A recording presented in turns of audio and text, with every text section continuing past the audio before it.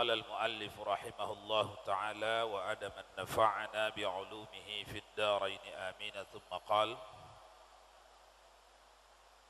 الآفات الرابعة itu ya.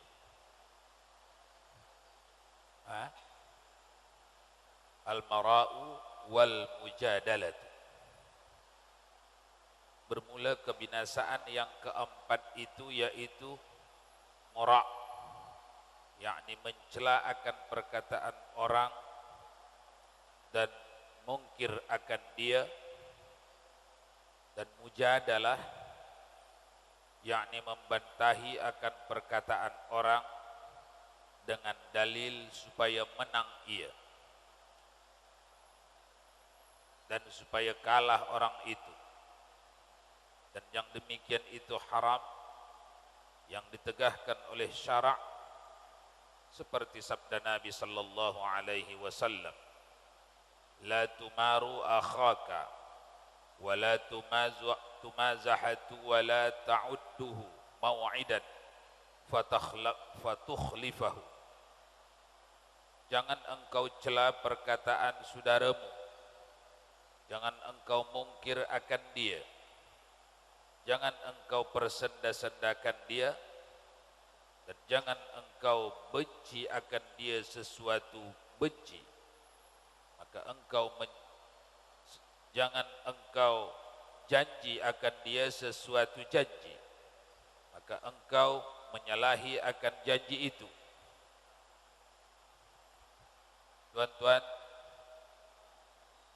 al-afatur rabi'ah, kebinasaan yang keempat, yaitulah dia al-mara'ah wal mujadalah. Al-mara'ah wal mujadalah, mencela cakap orang atau mungkir atau mengingkari. Mungkir asal kata bahasa Arab, kita pakai dalam bahasa kita sehari-hari, mengingkari. Mula asalnya mungkir, mungkarun, mungkirun. Kita guna mengingkar, mengingkari. Ini dilarang Nabi dalam sabdanya. Namun larangan ini tertentu bagi perkataan umum, bagi orang umum, bukan perkataan khas, khusus bagi orang khusus. Mana itu perkataan khusus bagi orang khusus? Seorang yang perkataannya apabila tidak diingkari, apabila tidak dimungkiri, maka akan menjadi amalan orang ramai, dan perkataan itu salah. Itu tidak masuk di dalam bab ini. Karena itu wajib pula memungkirinya, wajib mengingkari. Misalnya, ini sekedar contoh saja. Ada orang bercakap, berteriak-teriak di Karimun, dari tepi ke tepi, terbang-terbang dia, bercakap dia. Cakapnya apa?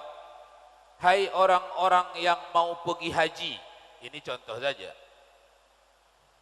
Hai orang masyarakat yang mau pergi haji, tapi duitnya belum cukup, silalah datang pada kami, mendaftarlah supaya kami berangkatkan haji. Berapa yang ada duit, 5 juta jadi, 6 juta jadi, pokoknya berangkatlah. Nanti pulang daripada haji, cicil je seberapa mampu. Makin banyak kemampuan cicil, makin cepat habis hutang. Makin sikit kemampuan cicil, agak lama sikit habis hutang. Tapi bila dijumlahkan, lebih dari ONH pada masa berangkat tuh. Nah, ada orang teriak-teriak ini, mengatakan, menyuruh masyarakat ini.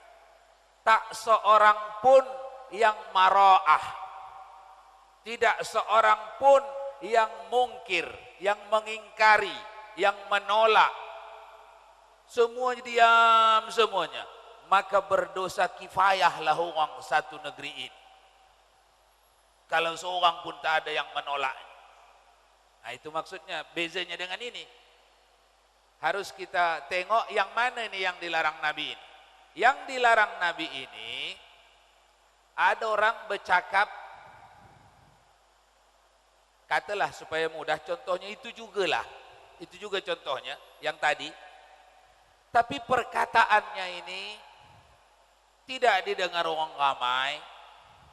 Dia pun bukan tokoh yang dipanuti yang bercakap nih. Yang itu tak payah bantah. Karena manfaatnya kecil membantahnya itu. Mudaratnya besar. Yang ada kalau dibantah itu, dia cakap di mana? Kedai-kedai kopi. Yang mendengar siapa? Ada 5-6 orang kawan-kawan dia yang sama-sama minum kopi di situ. Cakap itu tidak akan berpengaruh mengubah orang ramai. Ah itu tak payah bantah. Itu yang mara'ah. Kalau kita bantah, bukan pahala dapat, dosa dapat. Karena manfaat membantahnya kecil, mudaratnya besar. Itu maksud mara'ah. Jangan kaku dalam memahami mara'ah.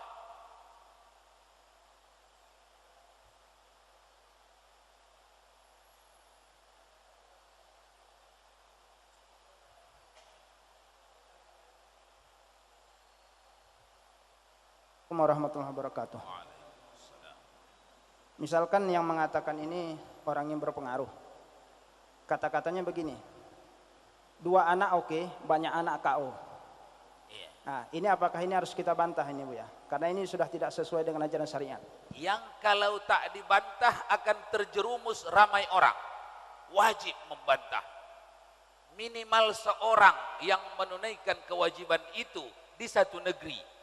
Kalau dapat 2 orang, 3 orang, 4 orang, kalau dapat ramai membantah, kalau dapat semua. Tapi kalau seorang pun tak ada, maka berdosa kifayahlah orang satu negeri itu. Semua kebatilan begitu. Jangankan hanya 2 orang KO, 2 anak oke, 3 anak KO, yang lain-lain pun. Ada orang misalnya teriak-teriak dari tepi ke tepi negeri ini, itu jilbab itu budaya Arab itu. Kalau tinggal di Arab ialah jilbab lah. Bukan Islam itu budaya Arab. Ada orang teriak itu. Tak seorang pun membantah. Diam.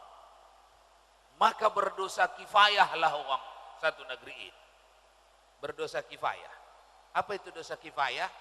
Dosa yang ukurannya sama, asal ukuran itu sama, tetapi sampainya dipikulkannya kepada seseorang tidak sama, disesuaikan dengan peluang dia untuk membantahnya tapi dia tak bantah. Makin besar peluang menegahnya tapi tak tegah, makin besar dosa. Seperti umara, pemerintah yang berwenang mereka menghentikan tapi tak hentikan, besar dibagi pada dia dosa. Rakyat jelata yang wewenangnya hanya sikit, paling ada pun cakap sajalah, itu pun tetangga saja yang dapat dicakapkan sebab suara tak dapat jauh. Bagian dia, dosa dia sikit. Itu arti dosa kifayah. Tidak sama semuanya, disesuaikan dengan wewenangnya menghadang kebatilan. Jadi tuan-tuan, semua syariat Allah, cabang syariat ini semua, baik yang wajibnya maupun yang sunnatnya,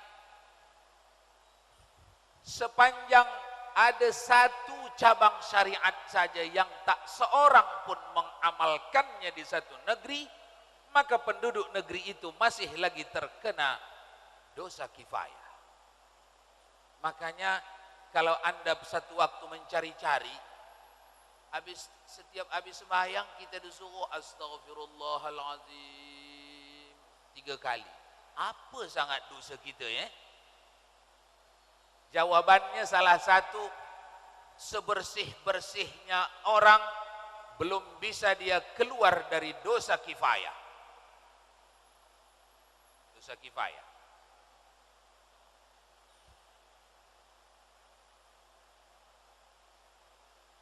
Baik, lanjut dulu. Pembaca pertama Ustadz Abdul Qahar. Bismillahirrahmanirrahim. Artinya, barang siapa meninggalkan mencelakan perkataan manusia dan tiada membantahi ia akan dia padahal ia benar, niscaya memperbuat Allah baginya akan rumah di atas surga. Dan barang siapa meninggalkan akan mencelakan perkataan manusia dan ia meninggalkan ia akan membantahi akan dia padahal tiada benar, niscaya memperbuat Allah Ta'ala baginya akan rumah di tepi syurga, kata Imam Al-Ghazali rahimahullahu ta'ala. Artinya, dan sebentar.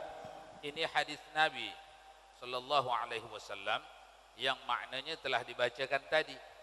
Siapa yang bertindak seperti itu, ada di hadapannya orang yang bercakap yang batil, yang yang kita bincang tadi, dia tidak bantah, dia tidak marah. Kenapa? Karena kalau dibantah pun manfaatnya hampir tak ada. Kalaupun ada kecil je, mudaratnya yang besar. Lalu dia tak bantah. Allah bangun untuk orang ini rumah di surga. Ini mengisyaratkan kepada pahalanya, menahan dirinya dari membantah, karena memang fadilatnya tak besar untuk dibantah, mudaratnya yang besar. Mungkin akan berpecah hubungan kekeluargaan, mungkin akan tidak berteguran, padahal manfaatnya tak ada. Bukan kita dapat mendidik orang itu sehingga orang itu berubah, tak. Lalu tinggalkan, jangan bantah. Itu pahalanya Allah bangunkan untuknya rumah di surga. Itu makna yang dibaca tadi. Lanjutkan. Artinya, dan had mara, apa tadi Bu ya? Dan had maro'a itu yaitu tiap-tiap membantahi atas perkataan orang lain dengan sebab menyatakan akan cedera di dalamnya. Ada kalanya cedera pada lafaz, dan ada kalanya cedera pada makna, dan ada kalanya cedera pada qasad orang yang maksudnya itu maksud ya? Maksud orang yang berkata itu, serta mengkasat akan menghinakan orang itu, dan serta menunjukkan kelebihan atas orang yang lain itu, dan yang demikian itu haram, lagi dicela oleh syarak. Kemudian berkata pula Imam Ghazali rahimahullah. Sudah? Apa yang dimaksud dalam bacaan ini? Ini niat. Kita wajib berniat sebelum bercakap. Apapun yang kita hendak cakap itu perolehannya di akhirat, imma pahala, imma dosa. Perolehannya diukur, disesuaikan dengan niat. Maka apa yang dibaca tadi menyuruh kita berniat setiap hendak bercakap, supaya menjadi pahala itu cakap, bikin niat dulu. Anak sudah sore belum lagi mandi, mau nyuruh mandi, jangan langsung suruh mandi, bikin niat dulu. Apa niat? Sengaja ku cakapkan ini supaya anak ini terbiasa dengan kebaikan, disiplin waktu, karena ini diperintah Allah, ini bahagian dari tugasku menerima amanah nih di dalam. Suruhlah. Itu akan menjadi pahala. Yang lain mungkin niatnya degil betul anak nih. Hari-hari mesti dibagi tahu mandi petang. Itu tak sampai kemana-mana niat. Tidak ada pahala. Yang nampak hanya kedegilan anak itu. Yang nampak hanya berkali-kali menyuruhnya, masih lagi harus suruh. Sudah besar budak ni masih lagi harus suruh. Tak sampai mana-mana. Sudah besar anak itu harus suruh juga lagi, tanam niat lagi. Ya Allah, kalau engkau tidak akan ubah hati anak ni, besar daripada ni pun tak dapat berubah. Tapi kalau engkau ubah ya Allah, segera berubah. Maka aku menyuruhnya ini hanya sekedar ikhtiar lisan yang aku harap engkau ubah. Pergi nak mandi, udah petang. Tapi di dalam niatnya memohon kepada Allah agar anak ini berdisiplin. Ini pekerjaan ini sampai ke akhirat. Tidak ada yang hilang. Itu yang dibaca tadi. Jadi semua urusan didahulukan bercakap dulu di dalam dengan Allah. Tok tok tok tok, assalamualaikum, datang tamu. Macam mana ini? Cakap dulu sebelum buka pintu. Ya Allah, ini tamu. Engkau bagi petunjuk tentang tamu. Jadi aku terima tamu ni, aku layan tamu ni untuk meraihkan perintahmu, menjalankan perintah. Ini sudah mendapat pahala daripada tamu yang datang. Teruskan kepada yang lain. Itu yang dimaksud. Sebelum segala sesuatunya kita kerjakan, hendaklah connect dulu kepada Allah. Bikinlah komunikasi sedikit, bercakap, supaya menghindarkan dari kita mencong-mencong.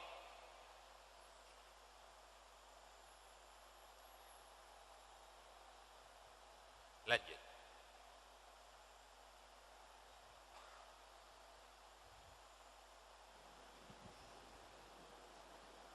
Bismillahirrahmanirrahim. Yang mana? Arti dan meninggalkan marah itu.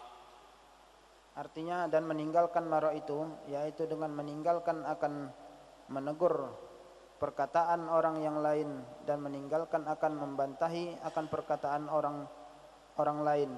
Maka tiap-tiap perkataan yang engkau dengar akan dia, maka jikalau ada perkataan itu benar, maka seyogyanya engkau benarkan akan dia. Dan jikalau ada perkataan itu batil dan tiada dita'alluq ia dengan pekerjaan agama, maka seyogyanya engkau diam daripadanya. Sudah. Apa yang ditulis Imam Al-Ghazali di sini, terdapat makna yang seperti ini di dalam banyak berkali-kali dalam hadis-hadis sahih. Yang maknanya tuan-tuan, kalau sudah yakin sesuatu itu kebatilan, jangan di situ menunjukkan sikap proaktif.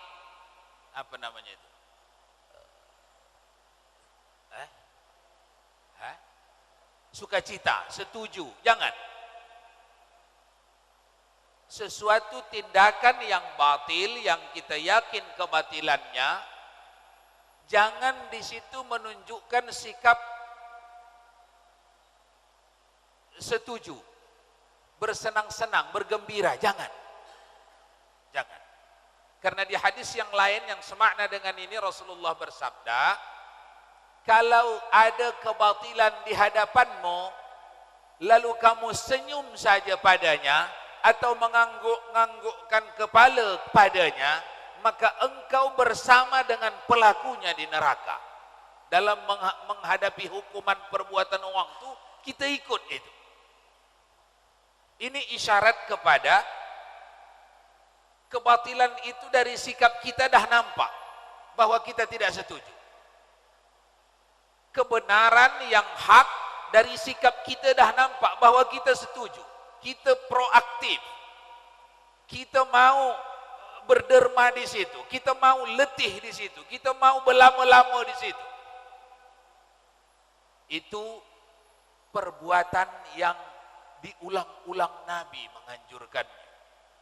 Jadi apa yang dimaksudkan di situ, apa yang dibaca tadi barusan, maknanya jangan menunjukkan sikap sukacita kepada kebatilan.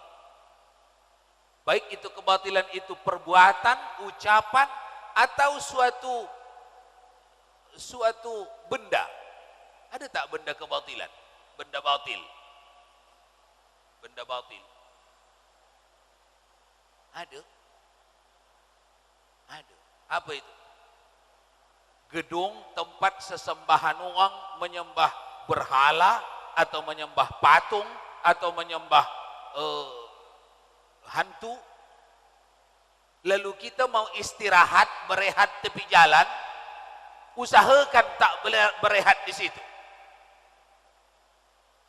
Usahakan tak berteduh dari kehujanan, tidak berteduh di cucuran atapnya. Cari cucuran atap yang lain. Kenapa mesti itu? Itu benda yang amat kita benci. Itu benda yang amat tidak diizinkan dalam kaidah agama kita. Kenapa mesti situ? Itu maknanya.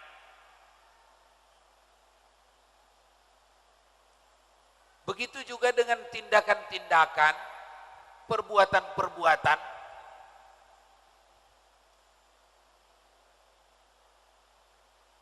Faham ke tak cerita ni, tuan-tuan? Faham ke tak? Ibu-ibu faham ke tak cerita ni? Segala sesuatu yang nyata dalam ilmu kita, dalam pengetahuan kita, benda tu dilarang syariat, jauhi. Dengan apa dijauhi? Dengan suara, dengan sikap, dengan tindakan, dengan apa yang kita mampu. Hatta sehingga kata Nabi, senyum kepada perbuatan batil itu pun bersama orang yang senyum itu dengan orang yang melakukan batil di neraka. Cuma hadis itu tidak menunjukkan lamanya berapa lama. Yang mencuri misalnya 10 tahun, yang senyum saja kepada hasil curiannya 10 menit misalnya. Tapi pernah bersamalah. Karena zahir hadis begitu.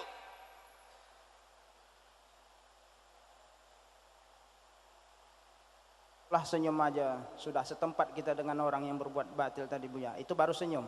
Bagaimana pula kalau kita menerima upeti dari perbuatan mereka? Udah kenyang pula lagi kita menelan. Cuma mana pula itu Buya? Ya, tak payah ditanya lagi itu. Itu artikan sendirilah.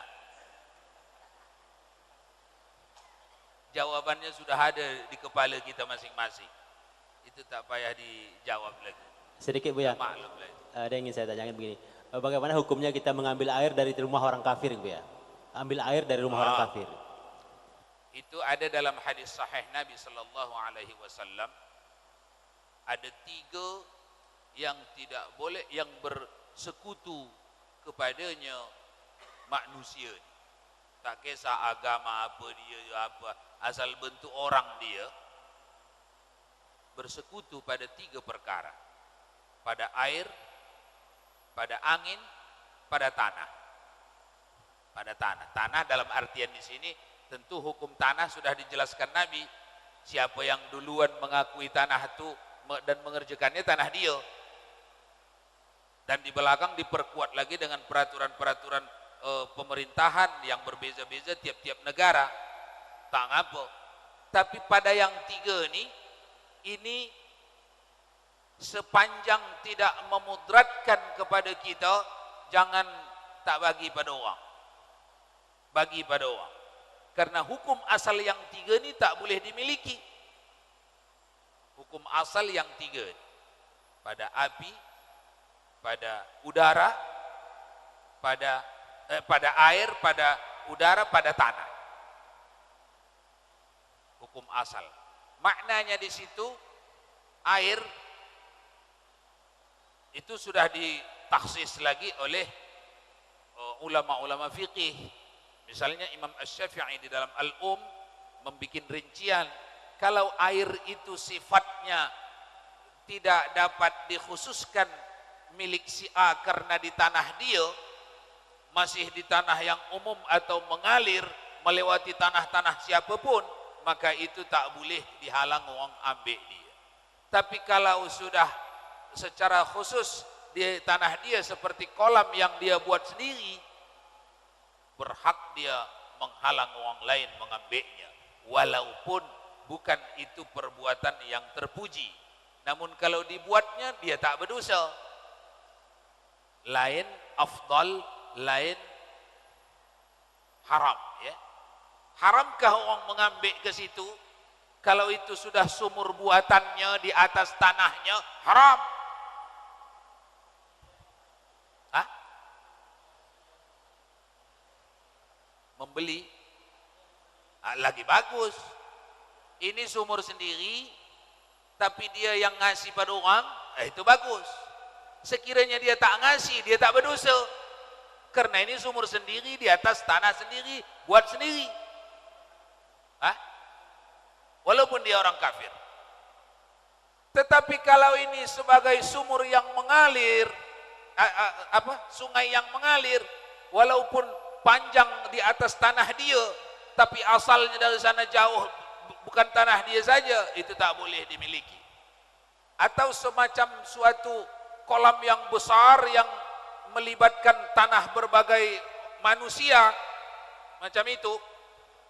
Di sini tanah si A, sana tanah si B, sana tanah si C, sana yang ini tak ada yang punya, ini tak boleh tak bagi. Atau sungai atau laut tak boleh tak bagi. Karena hukum asalnya itu tak dimiliki. Barakallahu lakum